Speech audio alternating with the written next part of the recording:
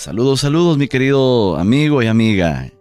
Qué bueno saber que una vez más estás acá con nosotros para otro mensaje que espero que sea de mucha bendición.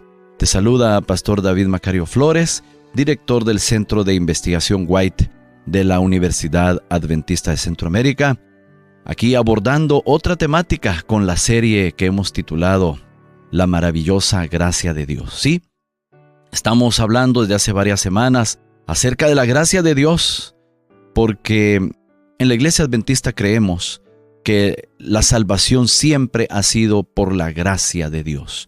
Nunca ha sido por la ley, nunca ha sido por las obras. Y estamos proyectando estas temáticas para no solamente aclarar algunos conceptos, sino también promover que los seres humanos aprovechemos esa bendita gracia que está abierta todavía, al menos todavía, por ahora, está abierta para ti y para mí. Entonces hemos tomado como libro de lectura y análisis y reacción el libro La maravillosa gracia de Dios, escrito por Elena White, sometida a la sola escritura, y que siempre partimos de un texto bíblico, como en este caso en la lectura del 1 de marzo, porque es una matutina, y en ese 1 de marzo el título es La mayor atracción del cielo. Y el texto bíblico que siempre se utiliza, fíjate, siempre hay un texto bíblico que se utiliza de base. En esta ocasión, el texto que se ha utilizado es Hebreos 4:16. Hebreos 4:16 y dice: acerquémonos entonces confiadamente al trono ¿de qué? Al trono de la gracia, para alcanzar misericordia y hallar gracia para el oportuno socorro. Alabado sea el Señor por esta linda lectura de este texto bíblico. Veamos el primer párrafo que encontramos. Después de haber hablado de Cristo como del intercesor que puede compadecerse de nuestras flaquezas, el apóstol dice: lleguémonos pues confiadamente al trono de la gracia. El trono de la gracia representa el reino de la gracia, pues la existencia de un trono envuelve la existencia de un reino. Bueno, amigo, amiga, aquí tenemos una frase, un par de oraciones que tienen mucha información valiosa para nuestra vida. En primer lugar, encontramos aquí, dentro del contexto de lo que se viene diciendo, es que Cristo es el intercesor entre Dios y los hombres. No hay otro intercesor que Cristo Jesús. 1 Timoteo 2:5 nos dice que solamente Jesucristo, hombre, es el único intercesor. No hay otro intercesor entre Dios y los hombres más que Jesucristo, el humano que vino acá, a esta tierra, a dar su vida, que murió en una cruz. Él es el único digno de ser intercesor entre Dios y los hombres. Muchas personas habrán sido buenas, muchas personas habrán tenido una excelente vida, pero nadie puede haber llegado al nivel de Cristo Jesús, al nivel de ser intercesor entre Dios y los hombres. Nadie, absolutamente, ni siquiera los apóstoles pueden ser intercesores. El único intercesor es Cristo Jesús. De manera que cuando el ser humano quiere ponerse a cuentas con el Padre, a quien va a buscar es a Cristo. Y va a decir: estos favores te los pido en el nombre de mi intercesor, Cristo Jesús. Y Él va a tener compasión siempre de todas nuestras flaquezas, de todos nuestros errores, de todas nuestras debilidades, de todas nuestras adicciones y de todas nuestras rebeliones. Y el apóstol nos dice acá en este texto de Hebreos, pues explicado aquí por Elena White, que podemos llegarnos confiadamente porque en ese trono de la gracia encontramos al Rey de la gracia. Si hay un trono es porque hay un reino, y si hay un reino es porque hay un rey. Y en ese reinado está el Padre, el Hijo y por supuesto el Espíritu Santo acá atendiéndonos a nosotros. Pues esa deidad tiene un trono amplio de gracia y misericordia.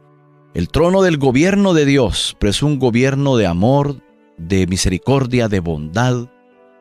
Una bondad perdonadora que no importa lo que hayamos hecho en el pasado, el Señor dice: hijito, a mí lo único que me interesa es que tú vengas acá de rodillas y con lágrimas en tus ojos me muestres verdadero arrepentimiento y con mucho gusto te perdono.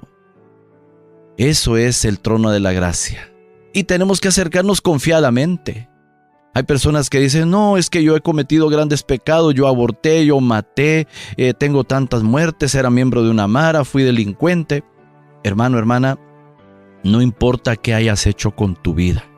Aprovecha que estás vivo todavía, porque mientras estás vivo o viva, todavía tienes ese plazo de misericordia abierto. Las personas que ya murieron ya no tienen acceso a la gracia de Dios.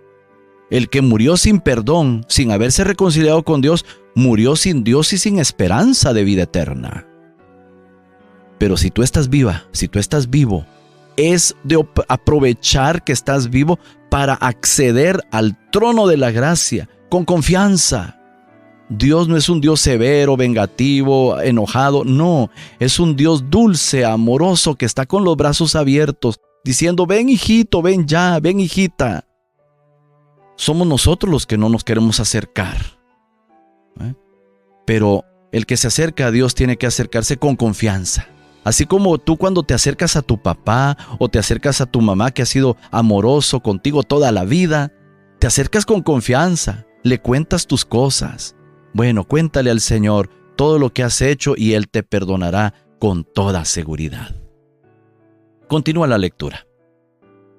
Lo que Dios nos indica y concede es ilimitado. El trono de la gracia es en sí mismo la atracción más elevada, porque está ocupado por uno que nos permite llamarle Padre. Pero Dios no consideró completo el principio de la salvación mientras solo estaba investido de su amor.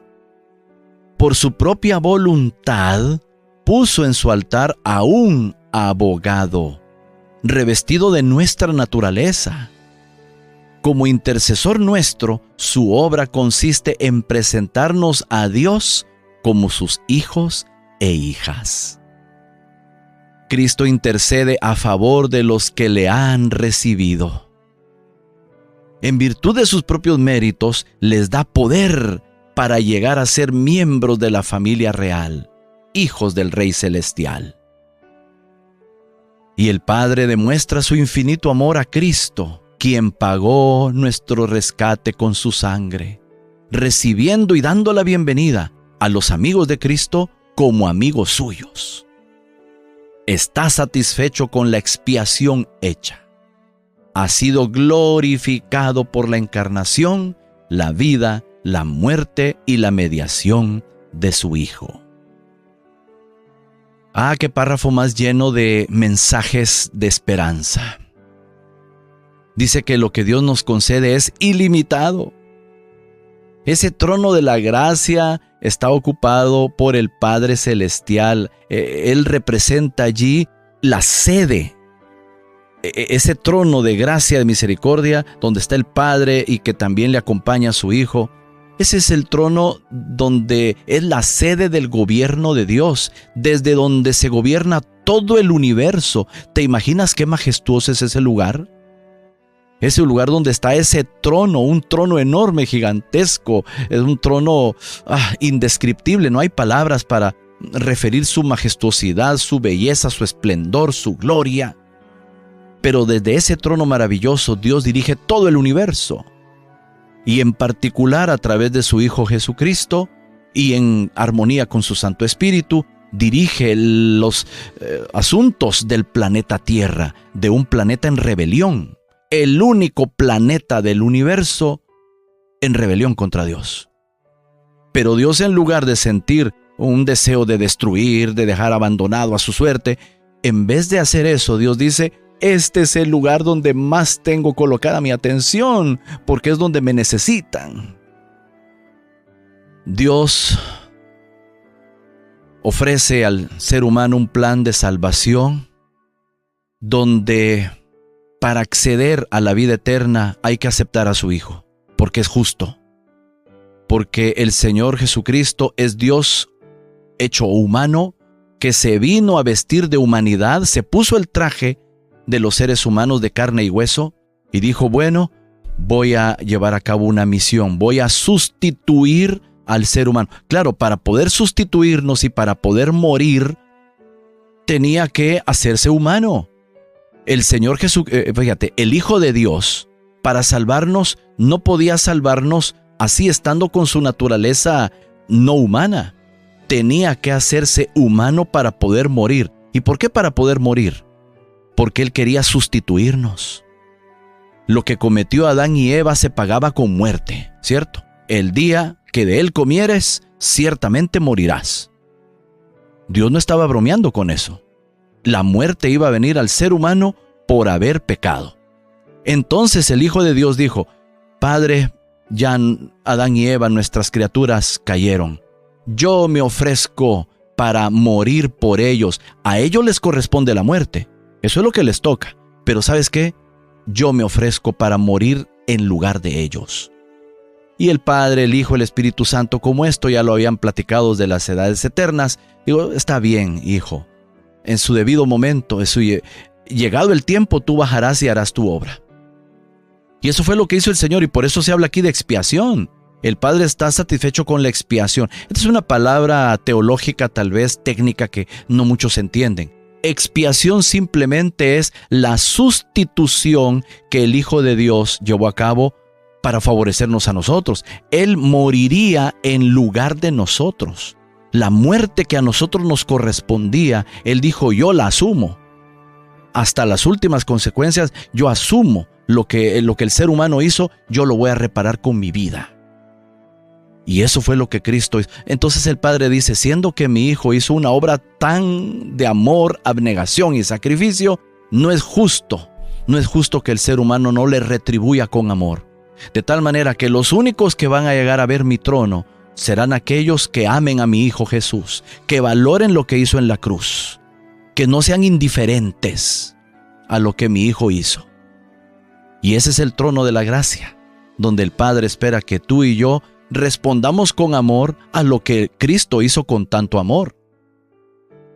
Hasta los soldados que lo estaban clavando, en el momento que Jesús estaba siendo clavado, sus manos, sus pies, Jesús, ¿qué dijo? Padre, perdónalos, porque no saben lo que hacen.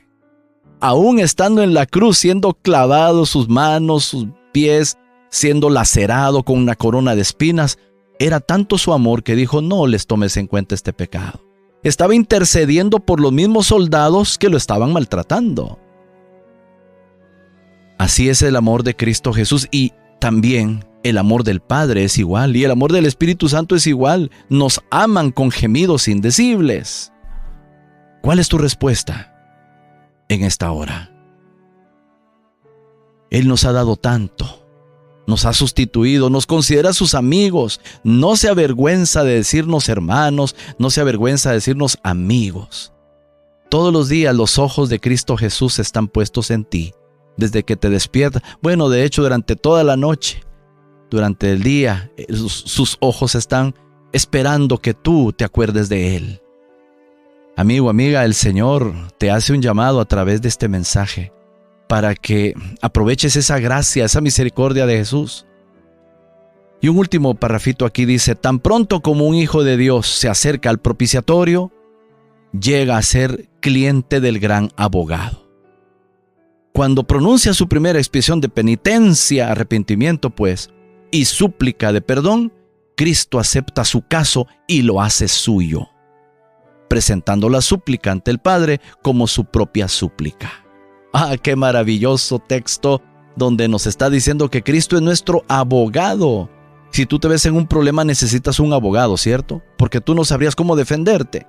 Bueno, frente al trono del Padre Celestial, tú necesitas a un abogado que se llama Cristo Jesús.